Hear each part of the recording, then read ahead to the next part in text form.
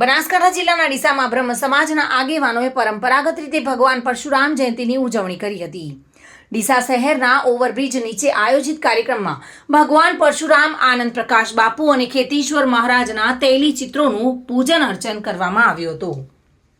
કાર્યક્રમમાં બ્રહ્મ સમાજના મોટી સંખ્યામાં આગેવાનો ઉપસ્થિત રહ્યા હતા। રાજકીય અને સામાજિક ક્ષેત્રના અગ્રણીઓએ પણ હાજરી આપી હતી। તેમણે ભગવાન પરશુરામને શ્રદ્ધા સુમન અર્પણ કર્યા હતા। કાર્યક્રમમાં મોટી સંખ્યામાં ભાઈઓ અને બહેનો ઉત્સાહભેર ભાગ લીધો હતો। બ્રહ્મ સમાજના આગેવાનોએ જણાવ્યું હતું કે ભગવાન પરશુરામનું જીવન સત્ય, ન્યાય અને ધર્મનું પાલન કરવાની પ્રેરણા આપે છે। તેમણે સમાજના ઉત્થાન માટે હંમેશા તત્પર રહેવાની વાત પર ભાર મૂક્યો હતો।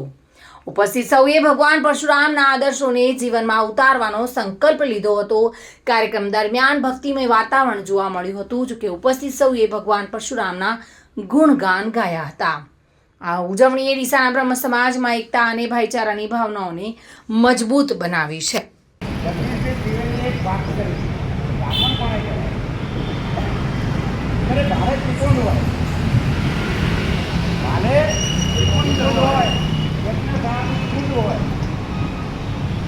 હર હર મહાદેવનો નાદ હોય અને શસ્ત્ર અને શાસ્ત્રનો સંવાદ હોય એટલે બ્રાહ્મણ। આપણે એવા બધા બ્રાહ્મણો છીએ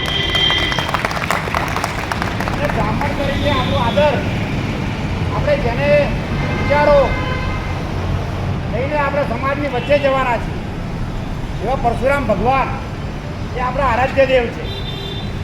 આનંદ પ્રકાશ અને ખેતીશ્વર મહારાજ જેવા આપણા ગુરુઓ છે। ત્યારે સમાજને આપણે ફક્ત બ્રાહ્મણ રીતે રાખી સમસ્ત હિન્દુ સમાજને આપણે એવી રીતે માર્ગદર્શન કરી શકીએ, એ દિશામાં આપણે બધાએ નેતૃત્વ કરવું પડશે। એટલે બ્રાહ્મણે પોતે આગળ આવી અને નેતૃત્વ કરશે તો જ સમાજને સાચી દિશા મળશે। એટલે બ્રાહ્મણ તરીકે પહેલાં આપણે બ્રાહ્મણ છીએ એનું આપણને ગૌરવ હોવું જોઈએ, પછી આપણા ગોળ આપણા સમાજને આપણે જોડવો જોઈએ અને પછી સમગ્ર હિન્દુ સમાજને આપણે ભેગો કરવાનું કામ આપણું છે। એટલે બ્રાહ્મણ છે, બ્રાહ્મણનો જન્મ મળ્યો છે અને કર્મ તરીકે આપણે સમગ્ર હિન્દુ સમાજને ભેગા રાખવાનું કામ પણ આપણું છે। પરશુરામ ભગવાન એ ફક્ત બ્રાહ્મણો પૂરતા સીમિત નથી, એ વિષ્ણુ ભગવાનનો છઠ્ઠો અવતાર છે અને એનાથી બધા લોકો વાકેફ છે કે જમદગ્નિ ઋષિ અને માતા રેણુકાના પુત્ર હતા અને એમને જે પ્રમાણે ધર્મ માટે, ધર્મને બચાવવા માટે જે લોકો અધર્મ કર્યું હતું, જે લોકો અત્યાચાર કરતા હતા, એ લોકોને નિસક્રિય કરવાનું કામ પણ આપણા પરશુરામ ભગવાને કર્યું। આપણો બધાને ખ્યાલ હશે કે એ વખતનો અર્જુન, સતયુગના અર્જુન હતા, એમને તપસ્યા કરીને એ દરેક શક્તિ પ્રાપ્ત કરી અને એમને હજારો હાથ હતા, એને સહસ્ત્રાર્જુન કહેવાતો, 1000 માતા હતા અને એને પછી સમાજની અંદર અત્યાચારો ફેલાવવાનું શરૂ કર્યું। ત્યારે પરશુરામ ભગવાને એને સહસ્ત્રાર્જુનનો વધ કર્યો હતો અને સમાજને મુક્ત કરાયો। ત્યાં આપણા પરશુરામ ભગવાન છે, એમના આદર્શોને સમાજ આગળ વધે।